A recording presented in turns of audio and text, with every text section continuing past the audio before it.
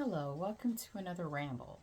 I have been on a roll today. I just have a lot on my mind that wants to be expressed. So, today's video is going to touch on, I want to say a couple of things, but they're all kind of like enmeshed. What comes straight to mind is don't personalize anything. And what do I mean by this? After I talk about personalizing, I'll probably talk about triggers because that's how you know you are personalizing it. And, anyways, I'm going off track. Don't personalize anything. What does that mean? Whenever you encounter anyone outside of yourself, their actions, their words, and the way they treat you has nothing to do with you. It's not personal. This kind of coincides with my video Let Them Be, you know? Just let people be so that you can see them as they are. A lot of times people don't let people be. It's because I feel like maybe they have issues within themselves that they're working through, and so they have tendencies to fix. Does this sound familiar? People pleasers.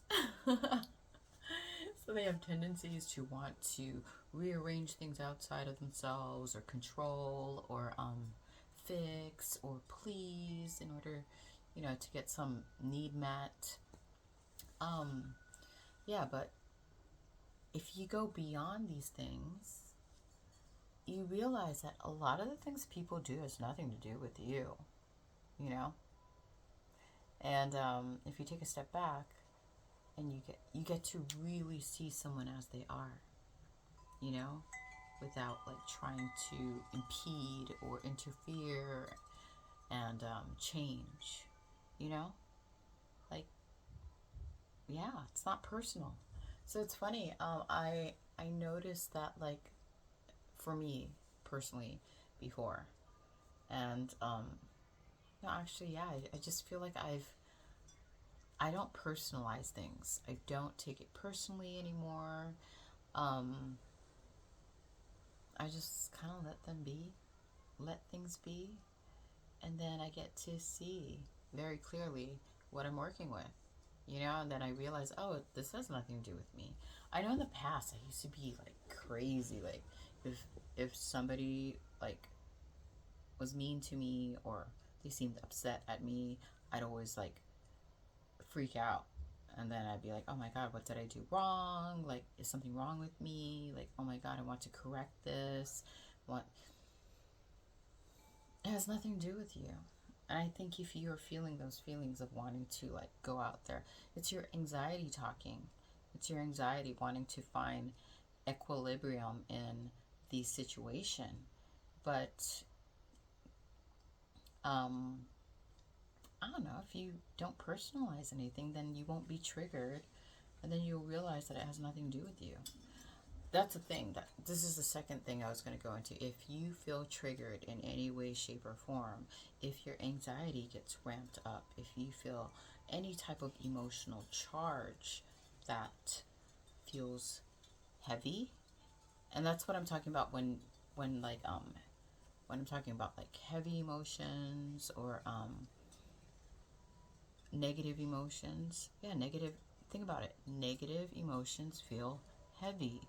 They make you feel angry or sad or depressed or anxious or, confused. But, if it's a lighter emotion, a brighter emotion, then you'll feel the weight lift off of you.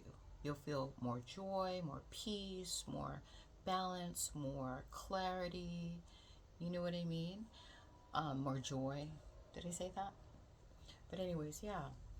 Um, Whenever you're triggered, you're gonna feel a heavy, dense, negative emotion that pulls on you, pulls you down. You know. Um, and that's when maybe it's not personal, but it's definitely triggered something in you that needs your attention. That's how you can tell. I don't know. I literally got to the point where I'm just like, okay, this isn't personal. This is a you thing. And I don't feel triggered at all. And I'm just going to let you be you. And because I can feel your feelings, I understand exactly why you are the way you are and why you do the things you do. And it's not personal. I'm not going to take it personally. It has nothing to do with me and everything to do with you. You know, so this is like a really random funny story. Um, I recently got a job and I don't know, I don't know. I don't know if INFJs usually act like this. I get mistaken for an extrovert because I guess when I'm out socializing at work, I have a tendency to come off as bubbly and I have a tendency to come off as like happy and joyful and I laugh a lot, you know, and I do like goofy shit. I don't know. That's how I think I am perceived in the public eye. I mean, obviously, when I'm not in the public eye, I have a more serious tone to me and I'm more like, I don't know, introverted and serious. Spend a lot of time doing this, like just being on my own, talking to myself. I feel like I'm my own best company. That's the thing. You can be your own best friend or your own worst enemy, and you can decide. You know. But I'm going off topic. So I was at work, and yeah, I'm pretty babbly. I guess I am babbly. I'm babbly. I'm bubbly. I'm pretty happy. I like my whole thing is if I'm gonna work somewhere, I wanna enjoy being there. You spend so much of your life at work, um, 8 hours a day. Might as well enjoy it. So like, yeah. So I don't know. I'm laughing and stuff. And then one of my coworkers, he's like this grumpy dude, like grumpy older dude, and he's always serious and he doesn't really like express himself and he's very logically inclined. Um, I can see how like that would rub people the wrong way, you know, if you took it personally, you know, it's not personal. Don't personalize things. Just watch people's expressions and allow them to express themselves. Let them be them and let you be you. More contrast that way. More variety, if you think about it. I mean, we don't want to all be the same. Can you imagine how boring that would be? Like, you wouldn't really learn anything. And it wouldn't be fun or exciting to discover new things because everything would just be like the same. And I attribute that to stagnancy. You know, the only constant is change, and if you're not changing, then maybe you should think about moving. But anyways, yeah. So anyways, I'm going back to my story. Sorry for like over talking and over rambling. Um, yeah. So he's grumpy, and I think my joy is an irritant to him. And he literally told me like, "Why are you laughing?" I started laughing even more, and I was like, "Why not?" I said, everything's a joke anyway, so might as well laugh. And then I don't know, he didn't say much, but I was just like, whatever, man. Um, and as the days progressed, um, I don't know. I think I might have like maybe breached his his walls or his barriers because he's nicer to me and he gives me food and stuff. So I'm just like, yeah, I overcame someone's stuff with joy and love. That's how it works, I feel. Like, I feel like hurt people, and happy people, like, lighten up and brighten up spaces and situations and people's lives. You know? Think about yourself as a cup. You know that saying, like, well, there's a lot of sayings about cups, you know, like, is the cup half empty? Is the cup half full? Does the cup even exist? That's what I say. Does the cup even exist?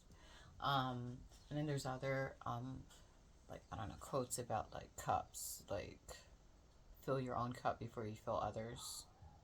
Okay, if you think about it, everybody is a cup. What are you filling your cup up with? Are you filling it up with, like, I don't know, worries, fear, complaining, expectation? What are you filling your cup up with? Or are you filling it up with joy and gratitude and peace?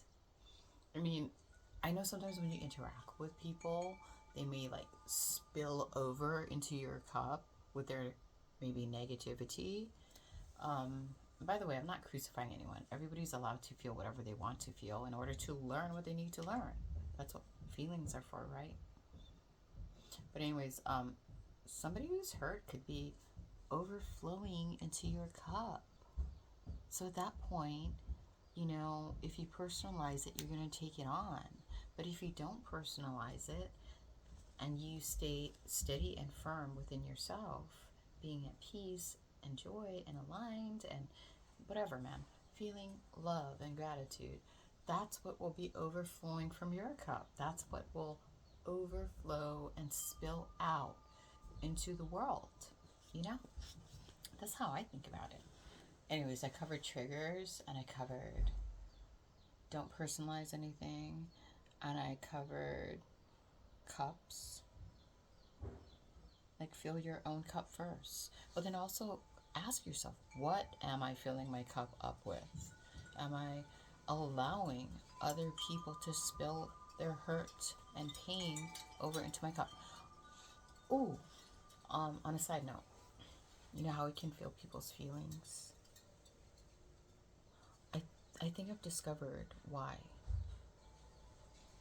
We are able to feel people's feelings so that we can foster compassion and awareness and hold space for them to heal. It's not our job to take it on. And that's what we've been doing for most of our lives. We've been taking it on. We've been personalizing it, It's almost like, I don't know. Well, I do this on myself regularly.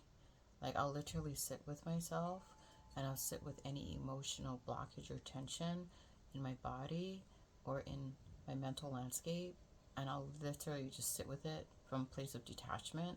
Like, I recognize that it's there, but I don't necessarily, like, personalize it. Like, I don't identify myself as that feeling or that thought, but I'm aware it's there. And then usually when I like go into like this deeply, I'll watch these things literally unravel on their own and unlock. So like, same with other people's stuff. So if you can do this for yourself, you can definitely do this with other people's stuff.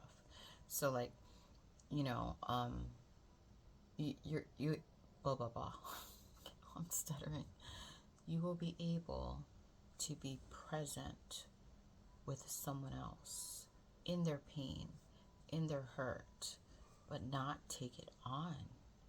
And there's something healing about that, because when you can like recognize them and see them and understand them and feel them without taking it personally, then you can create space.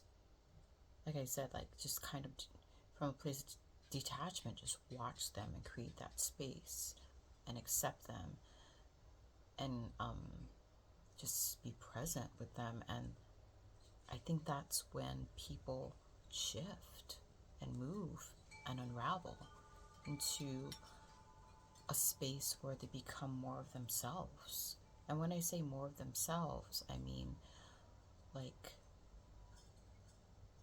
above all the feelings and thoughts they've been associating themselves with, the feelings and thoughts they've identified themselves themselves as. I'm sorry, I don't know why, but I'm having the hardest time speaking and getting my words out. And I also apologize that this video is all over the place. But if you're an INFJ, I feel like you're following because that's how our mind is, right? Yeah, but if you learned anything from this video, cool. If you didn't learn anything from this video, that's cool too. But the takeaway points really is don't personalize anything, even with yourself. You know, you are not your thoughts or your feelings. You're just experiencing them. You're a witness, you know? This kind of like goes forward when interacting with other people. It's not personal. It's probably something that they need to like work on. But if you are triggered, that means yes, you might have to like do some kind of like self-reflection, because I feel like once you learn the lesson, you won't be affected by it. You know what I mean? You won't be triggered.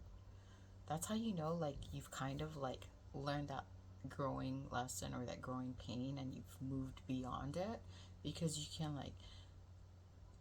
encounter it and you won't be phased. You won't be triggered. You know, you will still be able to function in a very, very, very centered, balanced, grounded, and peaceful place. You know, like, oh, I remember I used to feel like that or think like that, but I've kind of grown out of that phase. So it doesn't really bother me, but I definitely feel compassion and care and love for the other person feeling it, and I can hold space so that they can unravel and become more of who they are. Oh my gosh. Anyways, you know, I honestly can't talk to many people about this stuff. So it's almost like this is great for me to make these videos so that I can not only get it out, not only express it, but maybe even connect with other people who are feeling the same way out there, you know? Anyways, blessings to one and all. I hope you have a beautiful night. The constant theme that is currently happening right now in my area is don't take anything for granted. Tomorrow is never promised. Mother Nature, the universe, can take everything away from you in the blink of an eye. So spend more time just being grateful that you woke up, that you can still breathe and move and be, you know, because, yeah, there's a lot of devastation happening around me at this time, and a lot of people have lost their homes, some people have lost their lives, and my prayers goes out to them. And yeah, I don't even know why I felt the need to say that. I guess because we should be grateful for everything and everyone, you know, and for little things that we normally overlook, like our ability to see and feel and breathe and move, you know. And also, like, I don't know about you guys, but I have never really had an attachment for material things. And I can truly say that. Like, I really don't really have an attachment to material things because I know that everything is borrowed, including this body, you know?